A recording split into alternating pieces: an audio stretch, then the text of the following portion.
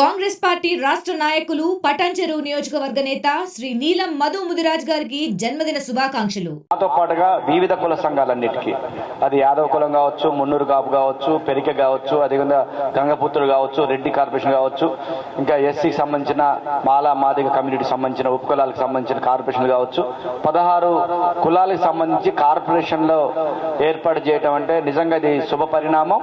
తెలంగాణ వచ్చిన తర్వాత మరి ఈ కార్పొరేషన్లు వేయాలని చెప్పి గత ప్రభుత్వంలో ఎన్నోసార్లు డిమాండ్లు పెట్టినా గత ప్రభుత్వం పెడచెవిని పెట్టి అసలు పట్టించుకోలేదు. ఈ రోజు రేవంత్ రెడ్డి గారు, అదేవిధంగా మా మంత్రివర్యులు తుమ్మల నాగేశ్వరరావు గారు మరి నిన్న కేబినెట్ లో నిర్ణయం తీసుకోవడం నిజంగా చేనేత జౌలి శాఖకి తుమ్మల నాగేశ్వరరావు గారు వచ్చిన ఈ 3 నెలల్లో చేనేత కానీ జౌలికి సంబంధించిన పవర్లూమ్ హ్యాండ్లూమ్ సెక్టర్ కి పద్మశాలి కులస్తులకి ఈ విధంగా చాలా లాభం జరిగింది.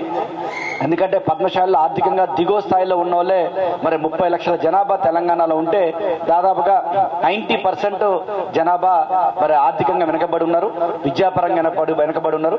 ఈ కార్పొరేషన్ రావడం ద్వారా నిజంగా ఇది మంచి పరిణామం. చాలా మంది ఆర్థికంగా ఎదగటానికి కానీ, వాళ్ళకి చిన్న చిన్న కుల వృత్తి చేసుకునే వాళ్ళు కానీ, చిన్న చిన్న చిరు వ్యాపారాలు చేసుకునే వాళ్ళకి ఈ కార్పొరేషన్ ద్వారా లబ్ధి చేకూరి సబ్సిడీ రావడం ద్వారా మరి దీంతో గతంలో మరి ఎస్సీ ఎస్టీ మా కమ్యూనిటీ వాళ్ళకి ఉన్న లోన్లు ఇచ్చి ప్రోత్సహించేది ప్రభుత్వం.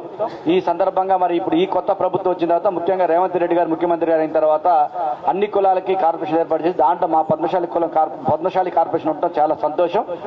రాబోయే రోజుల్లో మరి రేపు ఎలక్షన్ లో ఏదొచ్చినా ఖచ్చితంగా పద్మశాలి కులస్తులందరూ కూడా, తెలంగాణలో ఉన్న పద్మశాలి కులస్తులందరూ కూడా కాంగ్రెస్ వైపే ఉండాల్సిన అవసరం ఉన్నది. ఎందుకంటే మరి గత ప్రభుత్వాలు పట్టించుకోలేదు.